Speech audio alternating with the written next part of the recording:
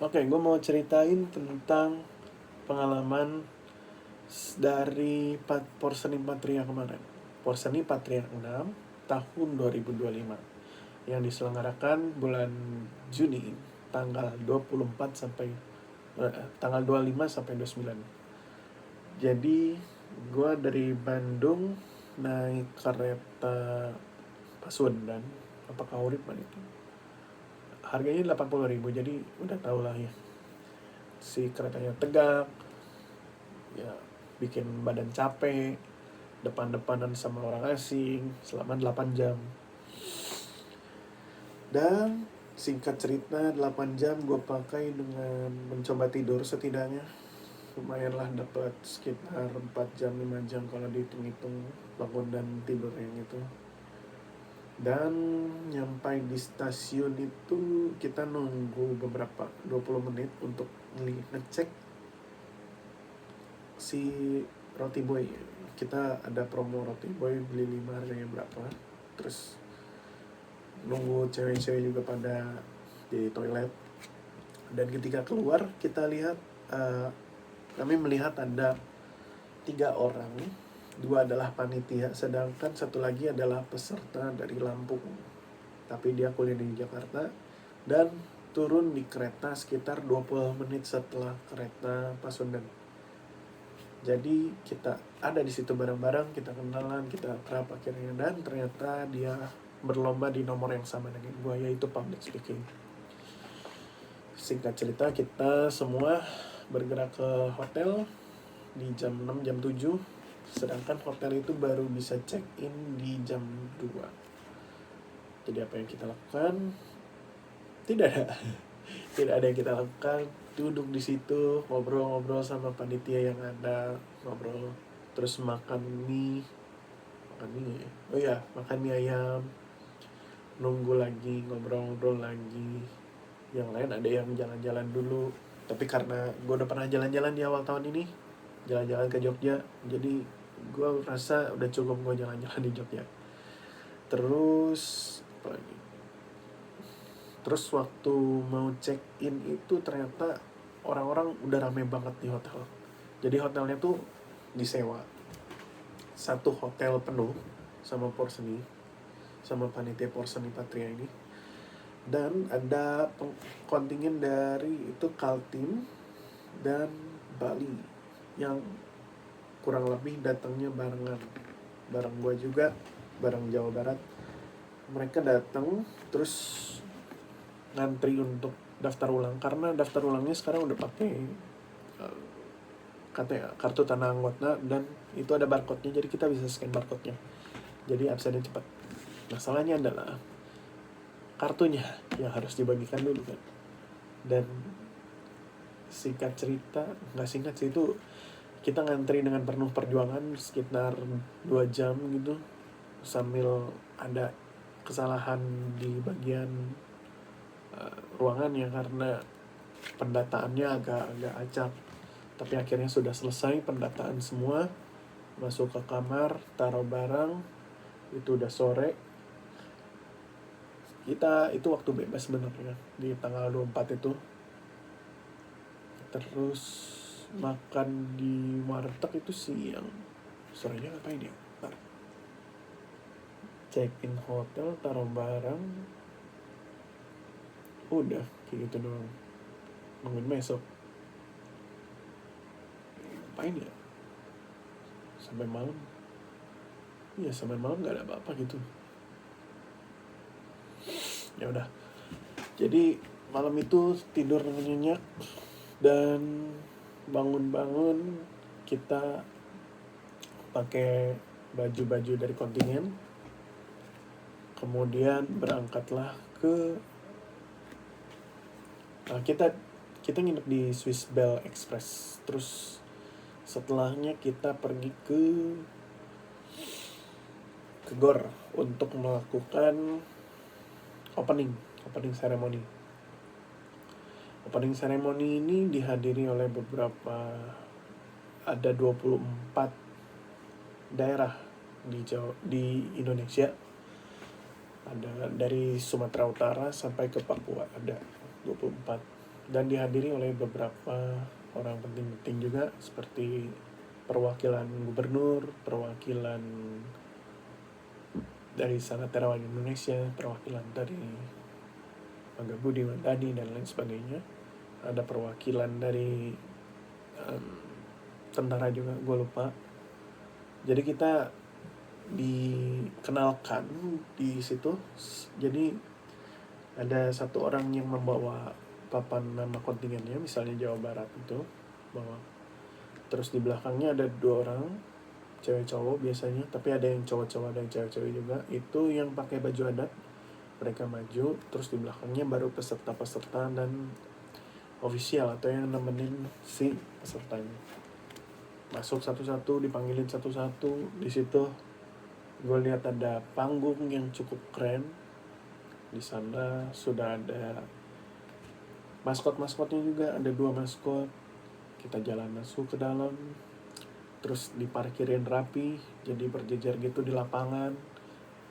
Dan ada penampilan-penampilan yang keren-keren banget. Di sana ada penampilan lagu Tali Jiwa, di mana itu adalah lagu official dari Perseni 6 Patria 2025. Lalu ada juga penampilan dance, dan ini dance-nya gue baru lihat bahwa ini banyak atraksi ngangkat-ngangkatnya. Jadi yang cowok itu ngangkat yang ceweknya ke atas, terus yang ceweknya pakai keren lah pokoknya. Itu bisa dilihat di Instagramnya, kayaknya masih ada.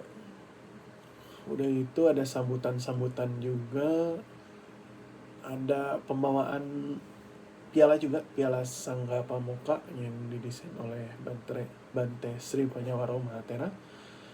Dan ada juga pembacaan janji wasit dan janji peserta, di mana kita akan melakukan pertandingan secara sportif. Suasananya ramai, sangat menyenangkan, tapi yang tidak kalah menyenangkannya adalah karena selesainya agak telat, jadi kita harus buru-buru untuk persiapan lomba. Dan dari Jawa Barat, dari 19 orang yang lomba di jam 1, di saat itu juga ada sekitar berapa ya? Hampir semuanya lomba, sehingga kita hampir tidak bisa lihat satu sama lainnya. Dan gue ada di public speaking bahasa Indonesia, dan itu ada di Fave Hotel yang tidak jauh dari Swiss Bell Hotel. Dan di sana gue juga bisa lihat ada teman gue yang lomba baca parita dari Jawa Barat juga.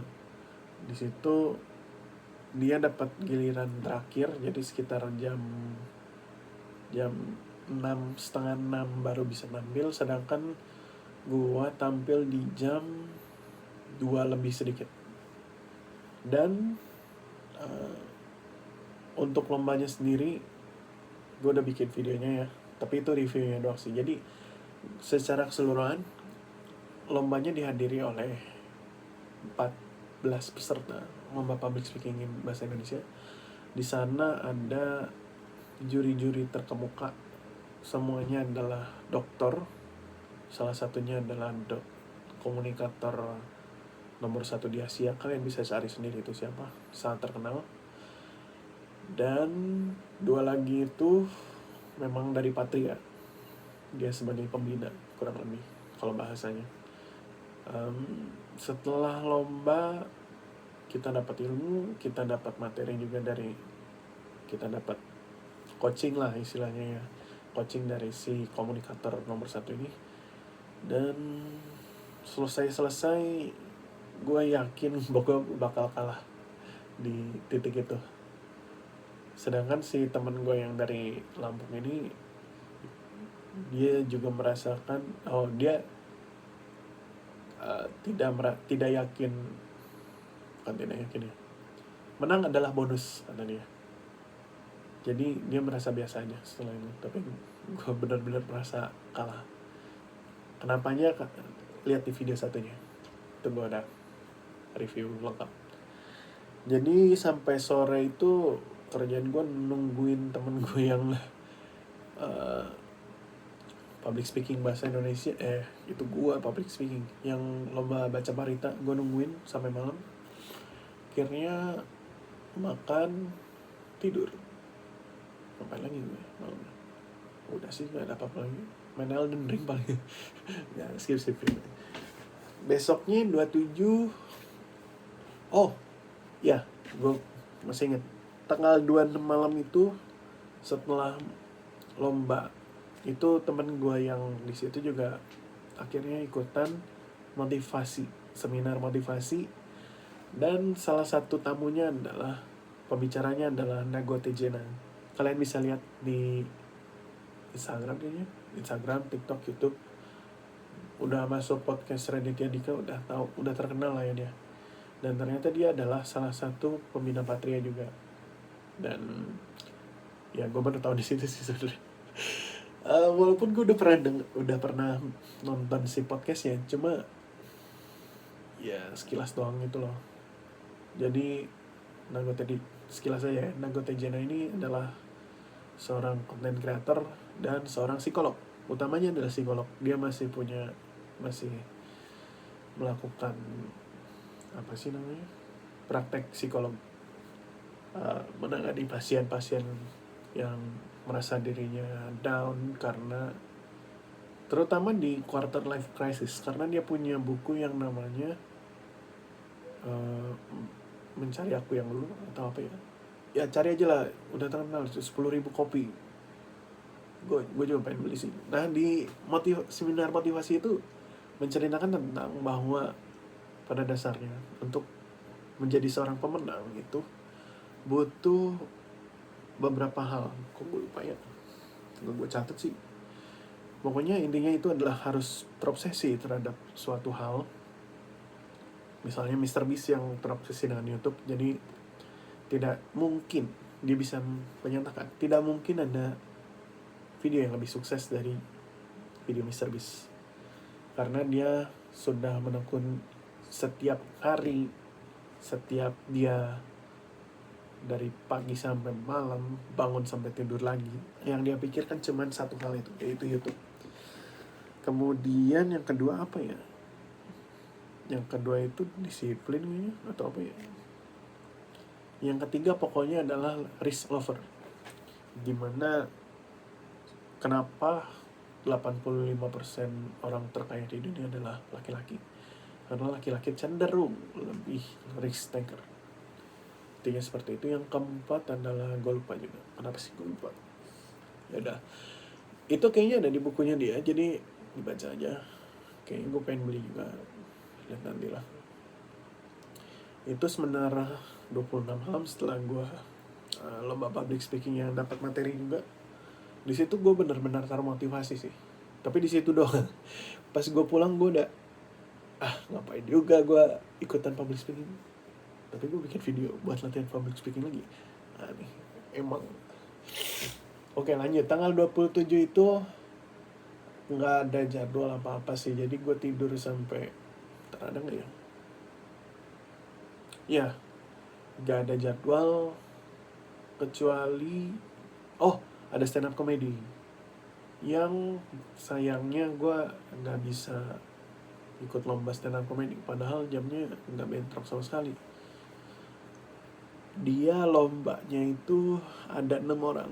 Gue ceritain sedikit aja. Yang 6-6-nya ini gue yakin mereka adalah orang yang lucu secara keseharian ya. Kalian tahu kan orang-orang yang sering ngejokes gitu loh, yang memang lucu gitu lah. Gue lihat kayak gitu, dan memang ada satu yang dia ikutan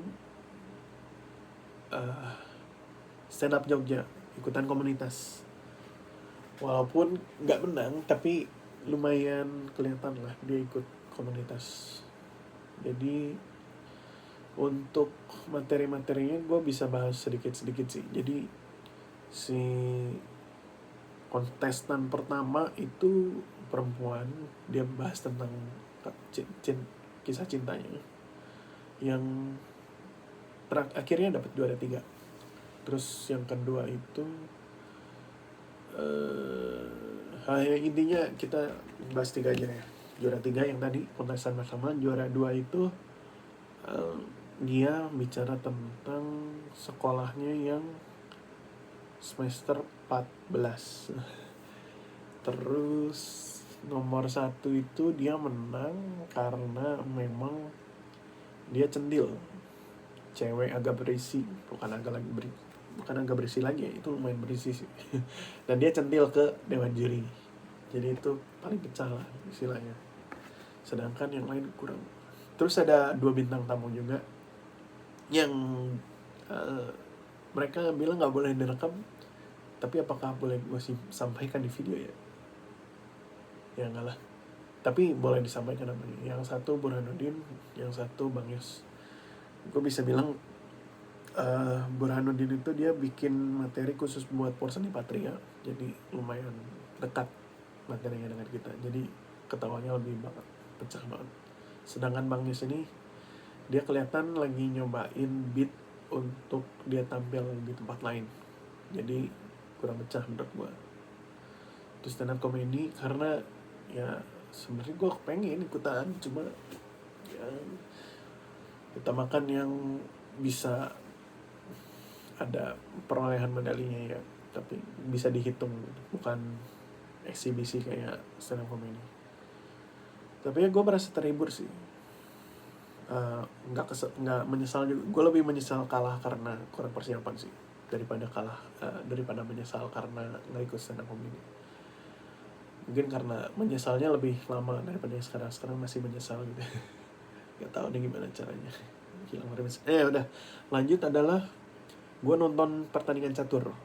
Teman gue ikutan catur, terus gue bisa lihat, sebelum stand up comedy gue nonton ini, temen gue pertandingan nyanyi solo vokal. Walaupun gue gue di situ tuh udah mulai sakit, gue mulai demam, ya kedengeran kan sekarang juga agak mindeng. Jadi hari itu tuh Jumat, dan ada satu temen gue yang ikut solo vokal karena udah di coaching dan lain sebagainya, lomba. Sayangnya nggak lolos juga, nggak ada yang lolos dari Jawa Barat, nggak ada yang dapat medali apapun. Tapi solo vokalnya yang dapat juga adalah orang-orang yang memang memiliki dari 6 finalis ada 5 yang memiliki guru vokal, pernah les vokal. Satunya itu mungkin natural, gue nggak tahu juga. Gue nggak tahu yang mana, karena yang tampil bagus-bagus ya. Karena untuk seperti seni tari, untuk solo vokal itu setelah mereka menang, 3 teratasnya akan tampil di acara penutupan. Kerennya itu. Jadi setelah solo vokal, stand up comedy, dan catur. Catur ini yang teman gue tanding ini adalah catur cepat 10 menit. Di sana menggunakan Swiss stage atau sistem Swiss, di mana yang menang ketemu yang menang, yang kalah ketemu yang kalah. Setelah ditandingkan, yang kalah ketemu yang kalah lagi, yang menang ketemu yang menang, dan seterusnya. Ada sistemnya, masukin namanya langsung keluar siapa lawan siapa. Dia menang 2 game dari 5 game, jadi 2 menang 3 kalah.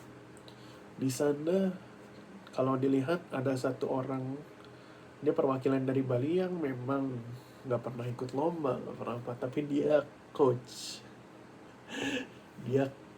lomba catur. Jadi sebelumnya ada pertandingan untuk catur kilat, yaitu catur yang peraturan aslinya cuma 2 menit setahu gue. Cuma di situ dipertandingkan 3 atau 5 menit gitu. Jadi agak lebih cepat. Cuman dia tetap menang. Jadi menang di 2 nomor itu. Dan memang gue bisa lihat dia punya kemampuan yang luar biasa untuk seorang coach. Ya doang masa coach gak jago ya. Dan dia menang, dapat 2 medali emas untuk kontingen Bali, dan itulah sebabnya kenapa kontingen Bali bisa menang sebagai juara umum. Tapi itu terlalu jauh sih. Jadi 27 hari Jumat malamnya itu kita pergi ke Malioboro bareng-bareng kontingen 27 ya kayaknya ya, iya ya bener, itu tanggal 27 bareng-bareng seluruh kontingen kita jalan-jalan ke Malioboro, cuman jalan-jalan sebenarnya dan jajan dikit-dikit, nggak ada yang spesifik. Paling gini sih, ada di Jalan Pasar Kembang itu sekarang ada pas gua kemarin di situ di bulan Januari itu kayaknya masih dibangun deh, masih dibenerin. Itu ada kumpulan angkringan dikumpulin di satu tempat, dan itu lumayan oke sih tempatnya, walaupun agak panas ya kalau malam. Di sana kita bisa milih-milih ya kayak angkringan lah, angkringan Jogja pada umumnya. Dan ingat guys, ada satu menu rahasia yang namanya adalah es kopi jos susu. Jadi kopi jos yang biasanya kalian tahu kan, kopi ditambahin arang matang yang masih merah menyala itu dimasukin, itu jadi kopi jos. Nah kalian bisa minta es, tambahin es di situ, itu jadi es kopi jos, atau ditambahin susu jadi es kopi jos susu. Dan biasanya itu cara minumnya adalah si arangnya itu dihancurin karena enaknya di situ biasanya gitu. Dan kebetulan demam gue ada di puncaknya waktu gue jalan-jalan di Malioboro. Ya emang aja demam malah jalan-jalan. Jadi gue di situ bener-bener nggak nyaman sama sekali untuk jalannya. Gue ngomong udah nggak jelas gimana ya? Ya ngomong aja sih. Jadi ya nggak dikontrol. Terus jalan-jalan sampai jam 12 baru nyampe hotel, langsung tidur. Enggak sih, gue langsung tidur. Terus bangun-bangun ada acara apa tanggal 28 itu penutupan. Iya, 28 itu penutupan paginya, tapi ada yoga. Gue ikutan kelas yoga, dan itu merupakan yoga aliran apa ya itu teh namanya lupa, cuman ini pasif, jadi cuman gerakan-gerakan stretching biasa, cuman ditarik-tarik otot yang tegang kita tarik, jadi supaya regang gitu, supaya lemas. Dan ternyata yang ngajar yoganya adalah salah satu juri public speaking bahasa Indonesia. Ya gue agak malu sih, tapi ya udah bodo amat gitu. Dan dia terkesan atas satu peserta yang benar-benar lentur. Jadi ada posisinya di mana kepala bisa nyentuh kaki ke belakang gitu. Ya gue udah gak selentur itu. Dulu gue pernah lentur banget, tapi udah lama gak dipakai. Jadi sebenarnya kelenturan tuh bisa dilatih guys, tapi ada juga yang merupakan ya lahir dengan kelenturan itu. Ada beberapa orang seperti itu. Dan ini dia baru lihat yang cowok selentur itu. Jadi si tulang belakangnya itu bisa menekuk ke belakang itu. Ya pokoknya gitulah. Dia terkesan. Di sana juga ada pembacaan kartu. Jadi ada 3 kartu. Kartu tentang jodoh, kartu tentang apa sih yang kemarin itu, kodam. Mirip kodam. Jadi ada dewa penolongnya, jodohnya, dewa penolong, sama jiwanya kayak apa. Jadi karena dia agama Buddha ini harusnya tidak boleh percaya tentang ramalan ya, tidak boleh beramal walaupun kalian bisa. Jadi dianggap lucu-lucuan aja, karena dari 3 ini kayaknya 3-3nya salah nih gue.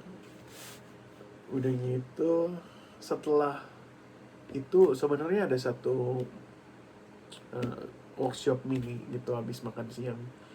Cuman gue udah benar-benar karena gue sakit itu gue benar-benar habis yoga tuh istirahat.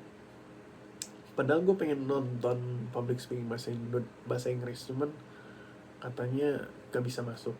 Mungkin pengalaman dari yang bahasa Indonesia juga, karena di public speaking bahasa Indonesia itu ada yang keganggu, yang lagi ngomong itu keganggu dengan buka tutup pintunya itu lumayan ganggu sih.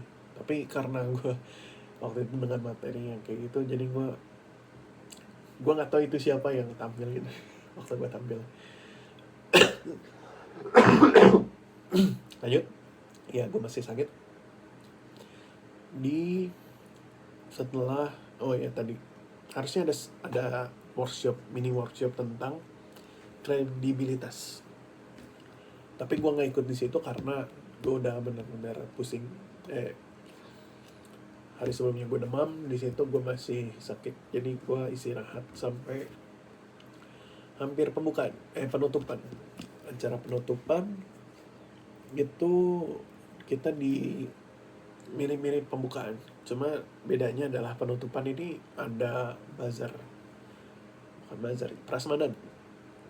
Di sana panitia nyediain makanan prasmanan, terus ada juga oleh-oleh yang dibawa dari daerah masing-masing di situ, dan di depannya ada es krim gelato.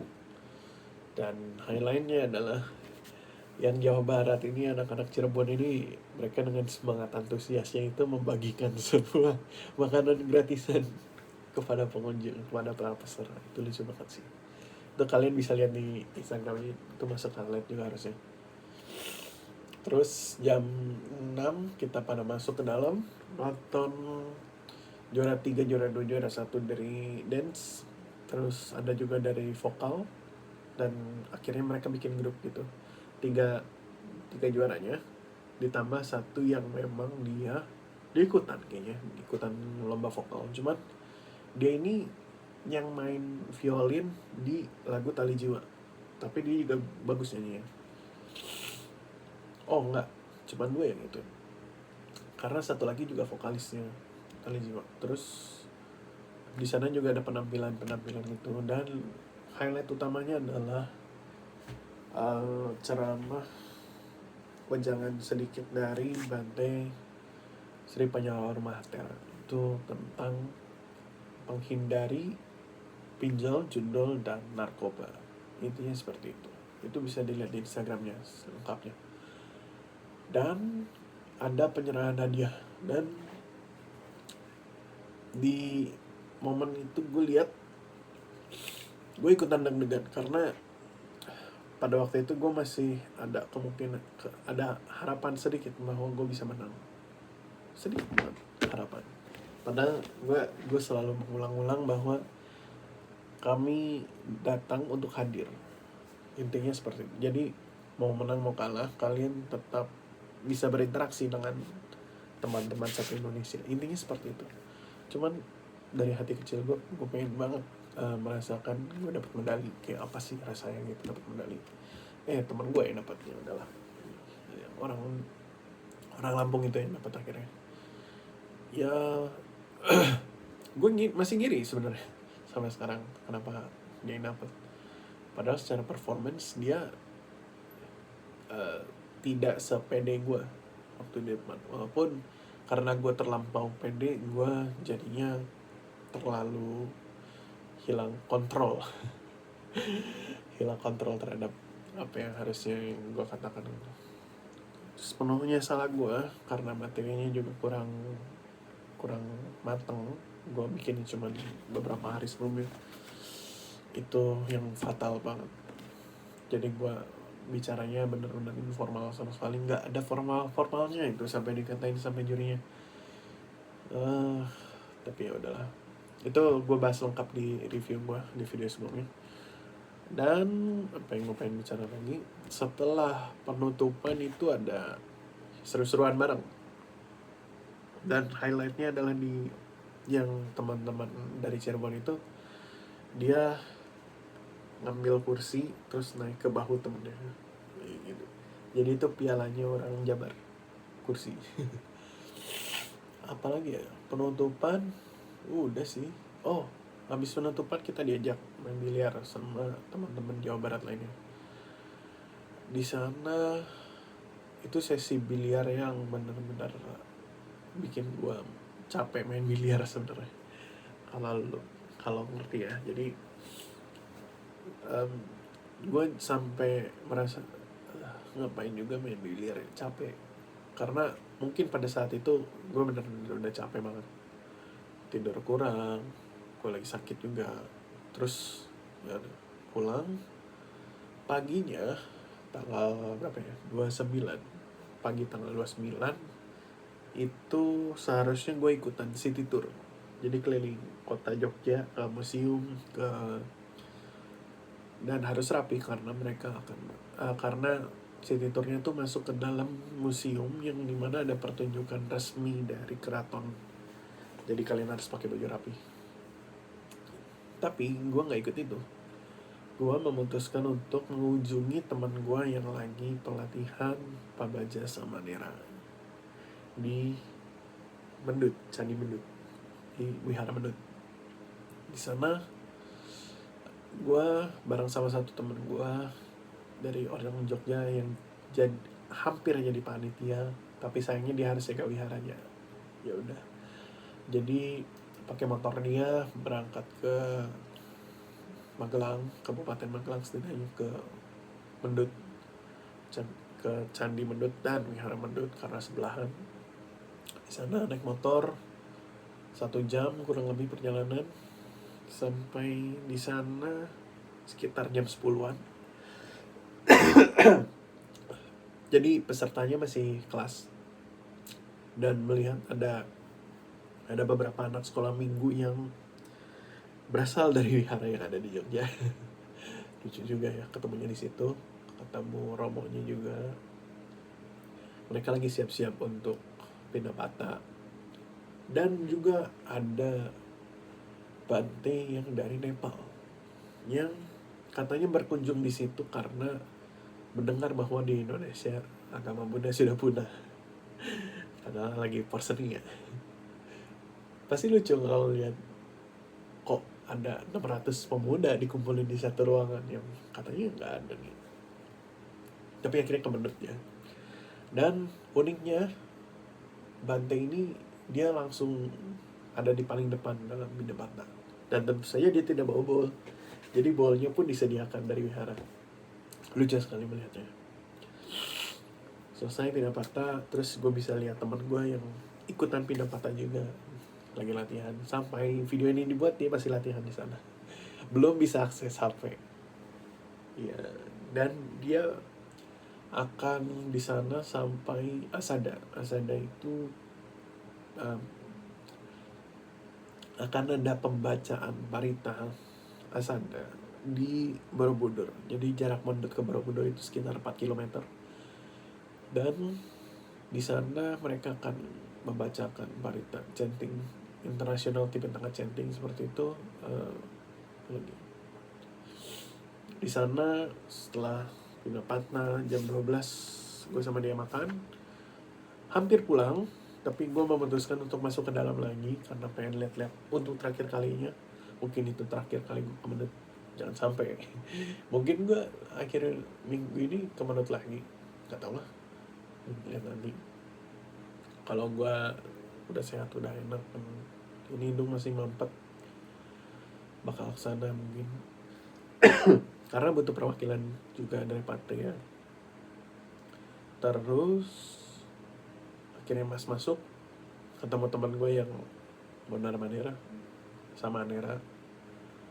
Kita ngobrol 2 jam sampai dia harus masuk kelas lagi.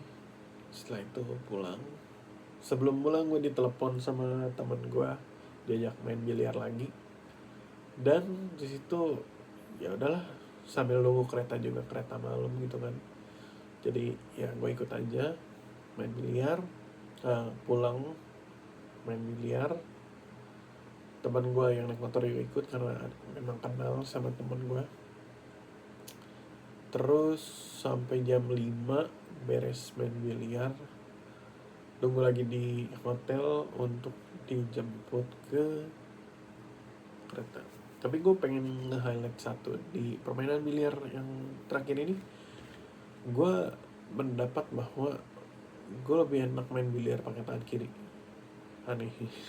Tapi memang beberapa pilihan itu lumayan, sebagai orang yang tidak kidal ini, gue lumayan banyak menggunakan tangan kiri gue untuk melakukan hal. Misalnya main musik kebanyakan gue pakai tangan kiri. Terus tadi ya itu main biliar, gue lebih nyaman pakai kiri sekarang karena ternyata lebih akurat.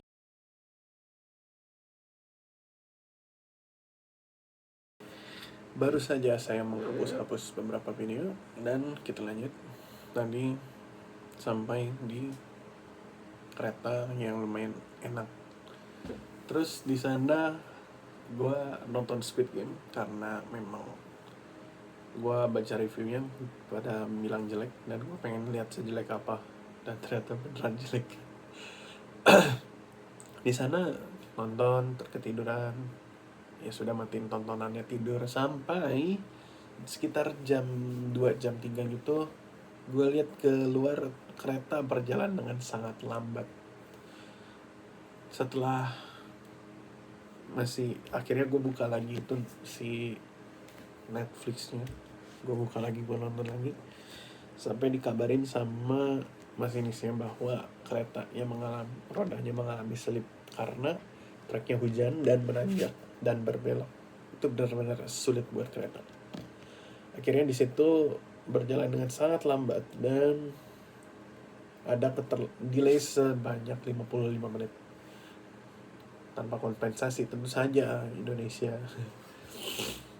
Jadi sampai sekitar pukul 4, ya 4 lebih sedikit, di sana gue memutuskan untuk pengen coba komuter lain Bandung.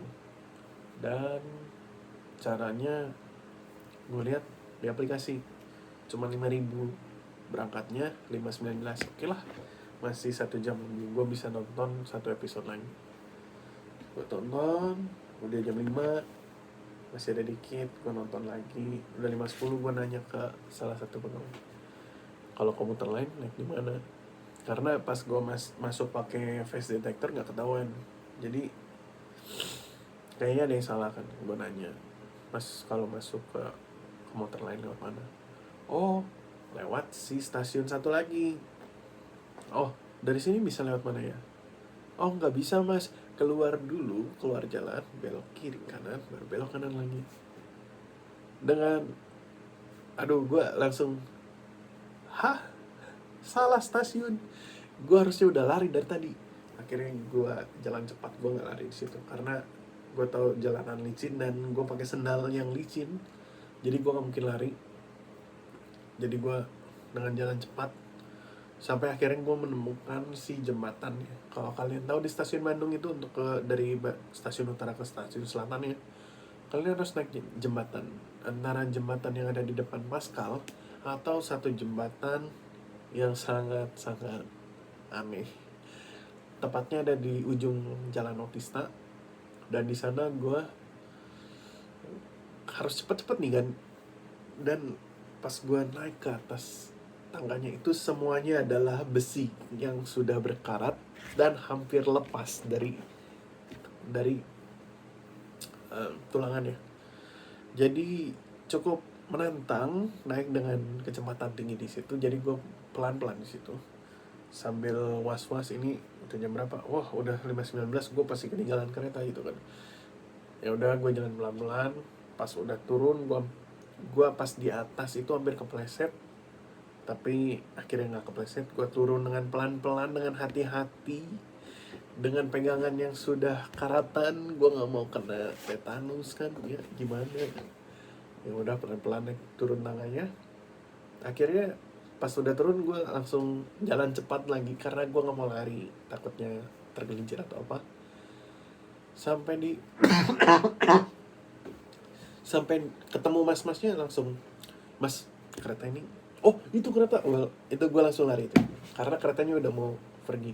Untungnya masih dapat kereta. Dan kenapa gue coba komuter lain? Kenapa? Sebenarnya kereta Lodaya berhenti juga di Kiara Condong, tapi gue kalau jalan kaki jam 3 subuh, jam 4 subuh, gue rasa aneh banget. Dan gue pengen melihat teman-teman gue juga untuk pulangnya gitu loh, bareng-bareng lah istilahnya. Jadi kita bareng-bareng semua di stasiun Bandung gitu. Jadi gue naik komuter lain ke Kiara Condong lagi. Dan sampai di Kiara Condong, gue kan ada stasiun Utara Selatan juga ya. Gue enak nih kayaknya jalan dari stasiun Utara. Pas gue cek, disuruh ke Sulawesi Selatan. Ya, putar lagi. Tapi kali ini nggak naik jembatan untuk muternya karena jalannya cukup dekat. Jadi ke bawah flyover itu cukup dekat. Dan di sana gue memilih satu rute motor sebenarnya, dan dia naik ke jembatan yang kali ini bukan besi tapi beton. Jadi view-nya sangat menarik. Kalian bisa lihat di Instagram gue, itu oke banget sih view-nya. Apresiasi view, bagus sekali. Dan waktu matahari terbit itu juga, rasanya ingin berlama-lama di atas jembatan itu, tapi ya harus pulang juga. Akhirnya gue berjalan dari stasiun Kiara Condong pulang ke rumah. Ya selesai dong. Sampai di rumah. Dan ketika sampai di rumah, gue nggak merasakan kelelahan di kaki gue. Cuman agak ngantuk aja memang. Dan bener, gue tidur dari jam 8 sampai jam 2. 6 jam ya. Sempat kebangun jam 11-an ya, jam 11.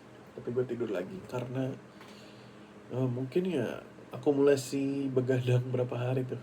Jadi cuma tidur 3 jam setiap harinya, tapi siangnya tidur juga. Ya pengalaman yang sangat menarik. Gue pengen bikin, kan ini rinciannya ya, gue pengen bikin video perasaan gue gimana di Porsche itu.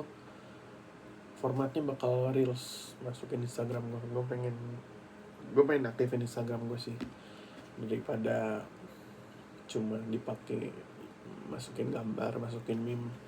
Aneh juga sih. Kemarin ada perekrutan Sadu Meme, admin Sadu Meme, tapi gue gak ikut juga. Padahal isi Instagram gue meme juga. Dan melihat view gue nyampe 2700 di perlombaan itu rasanya menyenangkan gitu. Punya banyak video pertama, video yang gue bikin secara instan bisa juara 1, bisa dapat 2700 view di Instagram. Itu kayak mind blowing banget. Gue sampai berpikir apakah segampang ini bikin reels di Instagram. Gampang sih memang. Tapi ya, di akhir video gue pengen ngasih satu fakta unik.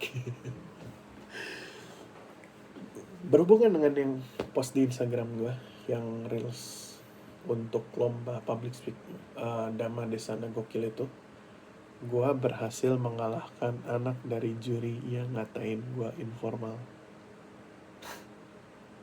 Aneh. Ya udah itu aja. Terima kasih.